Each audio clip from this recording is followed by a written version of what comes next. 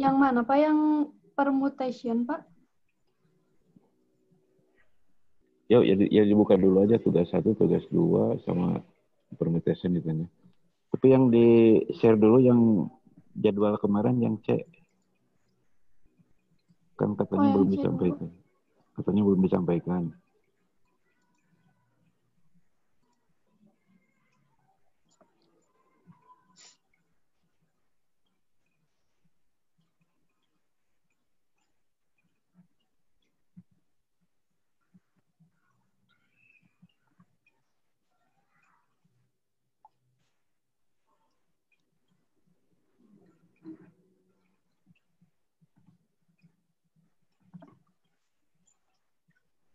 Bukan ini.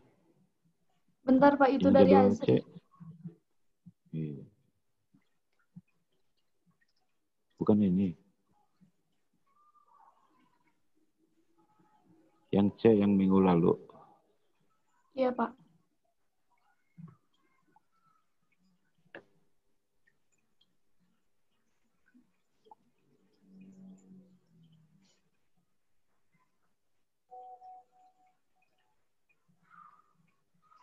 Yang ini Pak.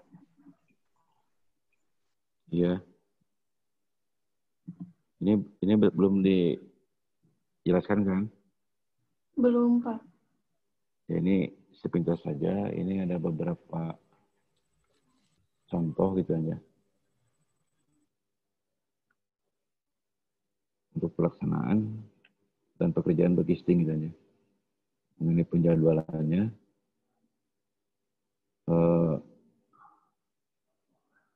Ini merupakan pendahuluan saja ya untuk mengcover tugas besar nanti di akhir mata kuliah ini gitu ya.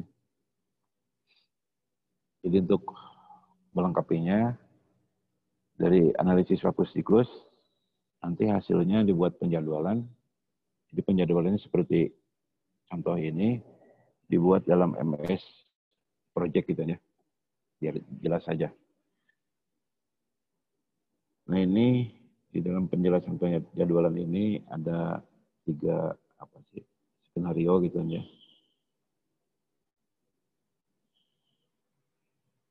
Bahwa yang pertama itu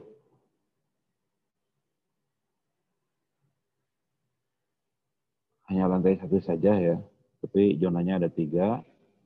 Kemudian selang antar zona itu di dalam pengerjaannya itu 3 hari kan. Jadi 3 harian semua ya. Baik untuk contoh 1, 2, dan 3. Cuma di penjelasan 2 dan 3 di jadwalnya tanpa item bongkar bagisting. Kemudian di contoh yang ketiganya tanpa item bongkar bagisting gitu aja. Ini hanya contoh saja.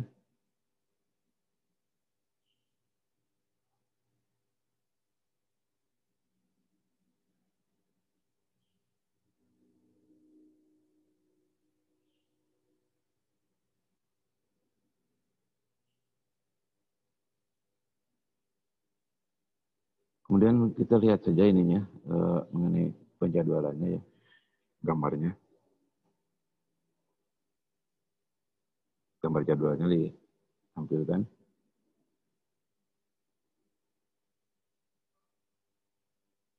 Terus ke atas.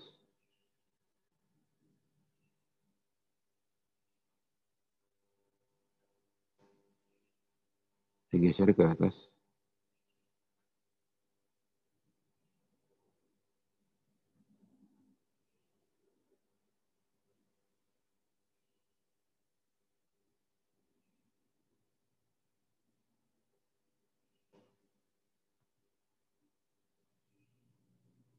Lalu digeser ke atas.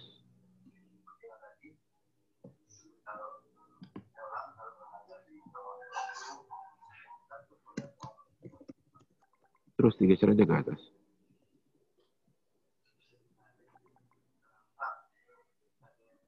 Ya, dibesarin.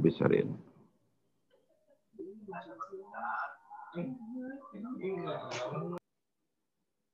ini kita lihat bahwa jadwal ini bangunannya dibagi dalam 3 zona ya. Jadi kita lihat dulu yang lantai 1 itu start untuk penurunan kolomnya itu dimulai pada tanggal 3 Februari gitu ya.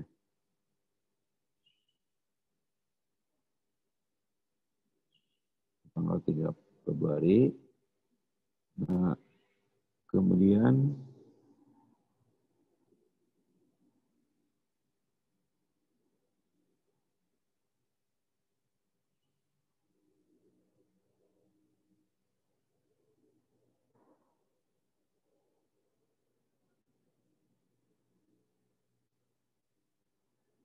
kurang besar ini ya. Oh ya, pada tanggal 3 Februari dimulainya. Kemudian kalau kita lihat yang ke zona 2-nya, pasang tulangan kolom, itu dimulai tanggal 6 Februari kan ya. Kemudian yang di zona 3-nya tanggal 9 Februari. Jadi itu selang memulai pekerjaannya antar zona itu 3 hari gitu ya. Pengecorannya pun sama selang 3 hari. Jadi kalau lihat di pengecorannya itu raw atau ID nomor 13 itu dicor pada tanggal 12 bulan 2. Sedangkan untuk zona 2-nya dicor pada tanggal 15 bulan 2 ya. Di raw 24 ya atau ID 24.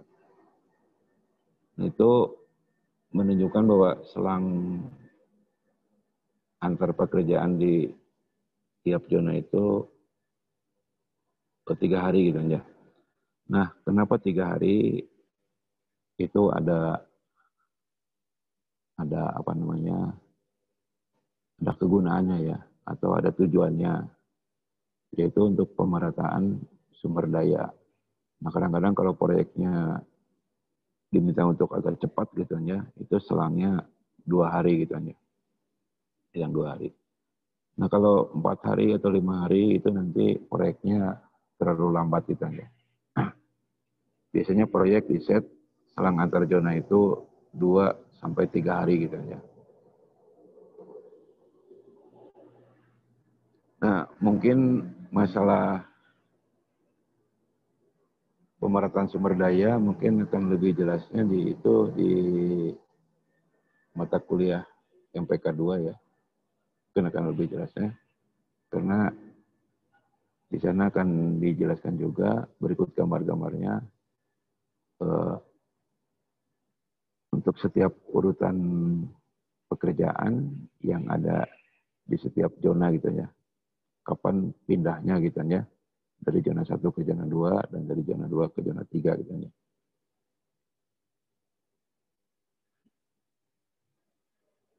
Oke, itu mengenai contoh yang poin 1. Kemudian di sini dijelaskan juga ada pembongkaran gitu ya.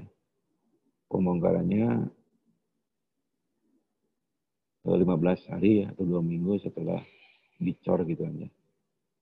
Itu bisa dilihat bahwa selesai dibongkarnya itu pada tanggal 27 gitu aja.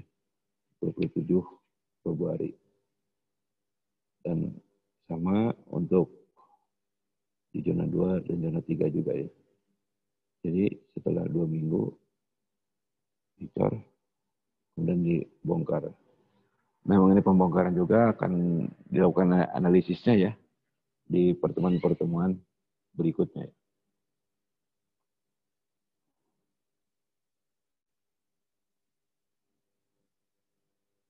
Oke, lanjut ke gambar berikutnya.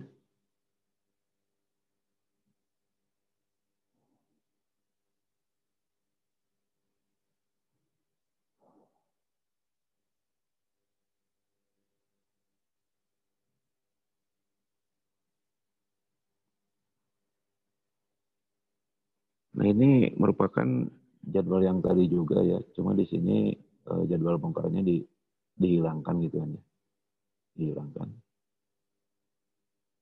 Dihilangkan. Nah, dihilangkan di sini adalah untuk memperlihatkan waktu siklusnya aja. Nah, kalau Anda lihat di ID 4 zona 1, kemudian ID 13 zona 2, dan ID 22 di zona 3, itu durasinya 10 hari ya. Nah itu menunjukkan bahwa waktu siklus itu di setiap zona itu 10 hari kan ya. Itu yang diblok garis-garis merah ya. Garis-garis putus yang warna merah. Itu menunjukkan pengerjaan dalam waktu satu siklus itu kan ya. Dari mulai pasang tulangan kolom sampai mengecor balok dan plat rantai kan ya. Itu merupakan urutan pekerjaan untuk mengestimasi produktivitas kerja dalam satu siklus ya, dalam satu waktu siklus. Jadi ini dalam contoh ini dirancang waktu siklusnya 10 hari gitu ya. Oke, itu bla-blanya tinggal dibaca aja ya, bla-blanya. Kemudian ke gambar yang ketiga.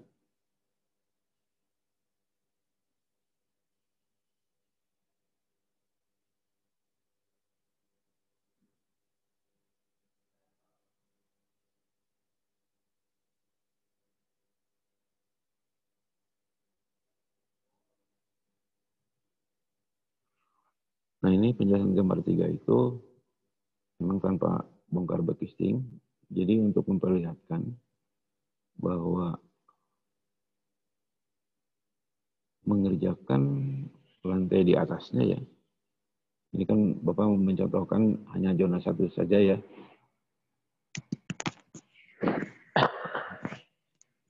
Ini contoh ini hanya zona 1 saja untuk di setiap lantai ya. Ada 3 lantai ya. Ada 3 lantai. Bahwa lantai di atasnya itu, jadi setelah lantai 1 dicor, itu maka besoknya sudah bisa dimulai lagi masang tulangan kolomnya untuk di lantai 2 gitu ya, yang di zona 1. Begitu pula untuk mengerjakan lantai 3, setelah dicor balok dan plat lantai yang di lantai 2, maka besoknya lantai 3 sudah bisa dimulai pengecorannya ya.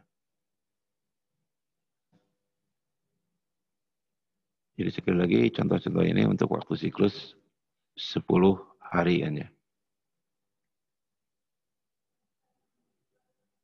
Oke, kira-kira yang ini sampai sini bisa dipahami? Halo?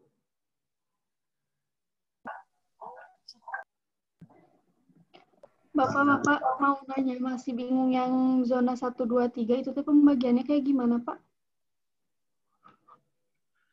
Itu nanti dijelaskan di itu ya, di MPK 2 ya. Tapi pada prinsipnya gini, bahwa... Di mana Pak? Mohon maaf putus-putus suaranya. Halo, jelas sekarang? Sudah Pak. Jelas Pak. Oke. Anda bisa kebayang nggak gedung A? Halo? Halo, Pak. Halo, bisa kebayang gedung A? Iya, Pak. Itu kalau dicor plat lantainya ya, termasuk baloknya gitu,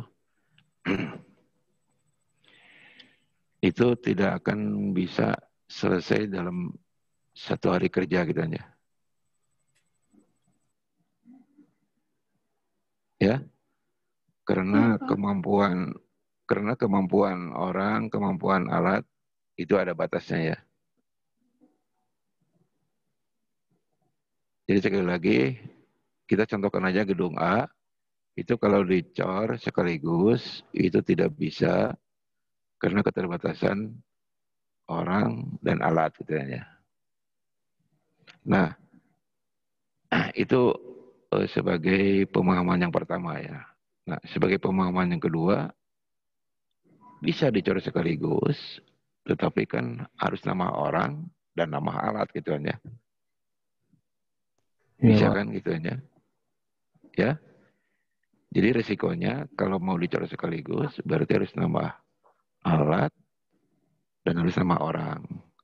Nah, pengecoran diharapkan di dalam pelaksanaan bangunan gedung bertingkat itu, pengecoran diharapkan selesai dalam 1 hari kerja ya. Kalau ngecornya berhari-hari itu tidak efektif ya. Karena banyak tenaga kerja yang akan nganggur gitu ya. Jadi kalau ngecor itu sebenarnya tenaga pekerja bekisting dan tulangan itu nganggur gitu ya.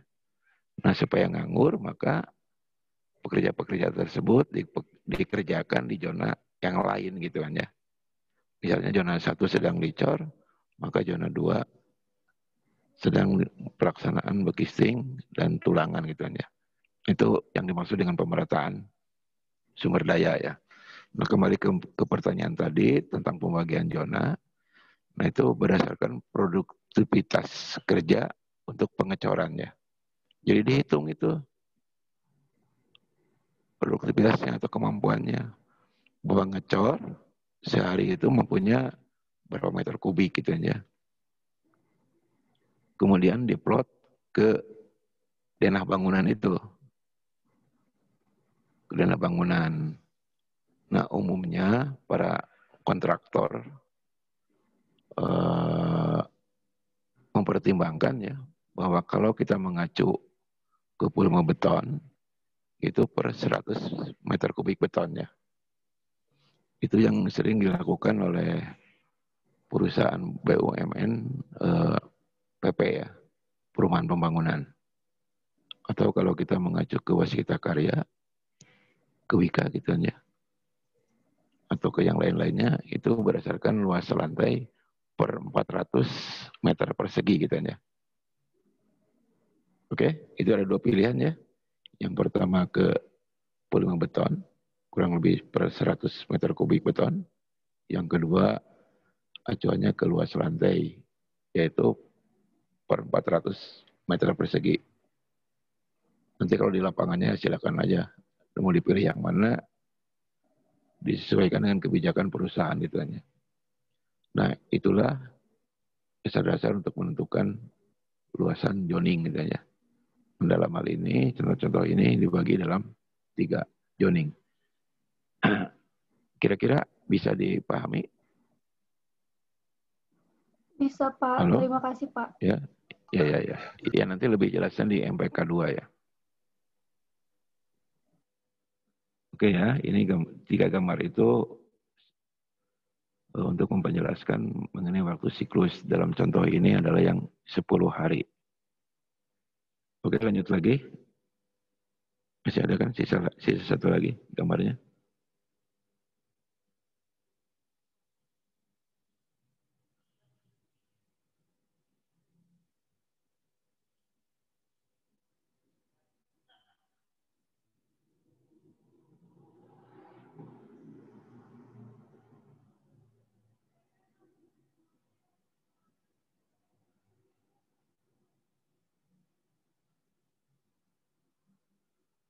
Ini Bapak ngambilkan contoh yang metode monolitik ya untuk penjadwalannya.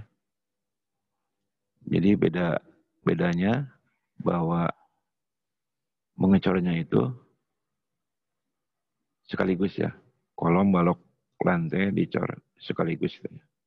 Nah ini pombok modern memang sudah dirancang ke arah ini ya. Jadi monolitik, jadi dicor sekaligus ya. Jadi yang pertama itu masang tulangan kolom dulu, kemudian pasang begistingnya, kemudian berlanjut ke begisting balok dan lantai, kemudian tulangannya dipasang ya. Dan terakhir setelah dilakukan inspeksi kepada seluruh pekerjaan, kemudian dilakukan pengecoran tuh ya. Kalau kalau itunya sama aja ya, pemerataan sumber dayanya. Jadi selang antar zonanya sama saja. Bisa disetting 2 hari atau 3 hari gitu. Nah, tetapi kelompok-kelompok modern ini peralatannya cukup berat ya. Bahan-bahan begitu ini cukup berat, jadi perlu alat angkat dan angkut gitu aja. Nah, ini contoh-contoh saja ini. Ini yang metode menelitikan ya. Nah, itu ada di tugas 1 kalau tidak salah ya. Nah, sekarang coba buka tugas 1-nya.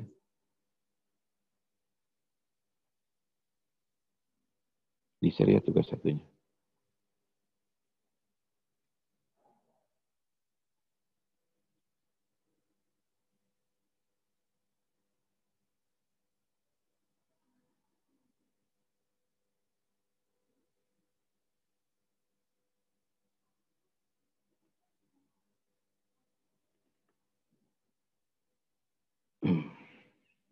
Oke, tugas 1 harusnya diberikan minggu yang lalu ya. Cuma karena waktunya mepet waktu itu, jadi diberikan sekarang saja. Nah, ini diberi waktunya hanya 3 hari ya, dari tanggal sekarang. Nanti dikirimnya ke email Bapak, ada di keterangannya. Kemudian untuk mengerjakan tugas 1 ini, satu kelas dibagi 5 kelompok katanya. Pembagian kelompoknya diserahkan kepada Anda dan diatur bersama ketua kelas. Kemudian untuk tugasnya ini ada 5 poin. Diserahkan juga ke Anda. Absen 1 kalau di apa sih, di istilahnya diundi gitu aja, belum tentu mendapat tugas yang nomor 1 gitu aja. Begitu pula absen yang paling bawah, belum tentu mendapat tugas yang paling 5. Silakan diatur saja ya, kelompoknya maupun soal tugasnya. Nah, tugasnya ada 5. Jadi yang pertama, jelaskan yang dimaksud dengan sistem konstruksi acuan perancah tradisional atau konvensional ya. Jelaskan pula lingkup penggunaan dan target yang akan dicapai dari penggunaan sistem ini ya. Bukan yang ingin ya, itu yang akan. Yang akan itu kan menunjukkan hasilnya. Kalau yang ingin itu menunjukkan yang membuatnya gitu kan ya. Tapi di dalam tugas ini target yang akan dicapai dari penggunaan sistem ini gitu kan ya. Yang keduanya sama, semi sistem atau setengah sistem ya. Merupakan pengembangan dari sistem tradisional ke arah sistem modern. Yang ketiganya sistem modern ya. Jadi selama ini memang dikenal hanya 2 sistem, tapi di buku karangan Wakeboot itu ada yang semi sistem ya. Jadi di dalam buku itu dijelaskan ada 3 sistem ya. Kemudian yang tugas yang keempatnya itu, di dalam tugas 1, soal yang keempat, itu namanya speed contraction aja. Pada pelaksanaan konstruksi acuan perancah ya. Jelaskan pula lingkup penggunaannya dan target yang akan dicapai gitu aja. Kemudian yang terakhir, yang poin kelima, itu dengan metode menelitikan ya. Metode menelitik, tadi sudah disinggung sedikit. Jelaskan pula lingkup penggunaan dan target yang akan dicapai dari penggunaan metode ini gitu aja. Nah, kira-kira untuk tugas, ada yang ingin disampaikan nggak? Sebelum berlanjut ke materi permutesannya. Oke, silakan. Kalau ada yang ini disampaikan mengenai tugas. Tugas 2 ya. Maaf, tugas 1 ini. Formatnya PDF atau Word, Pak? Sebaiknya di Word aja lah, supaya gampang coret-coretnya. Ini laptop bapaknya bermasalah, nggak bisa ngutak-ngatik PDF ya. Baik, Pak.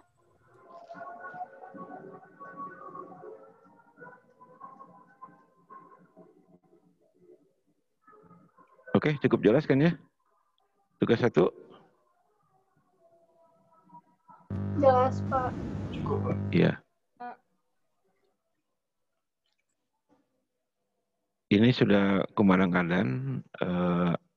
Nanti setelah dannya selesai, kita lanjut saja ya. Istirahatnya nanti di akhir aja ya. Oke? Baik, Pak. Jadi penjelasan diagram permutation mungkin hanya setengah jam gitu aja. Jadi sisanya Anda gunakan untuk kerjain tugas. Ya. Oke, sekarang istirahat dulu. Baik, Pak. Baik, Pak. Istirahat dulu sekitar 5 menit mendengarkan komandan adannya. Oke, silakan. Baik, Pak.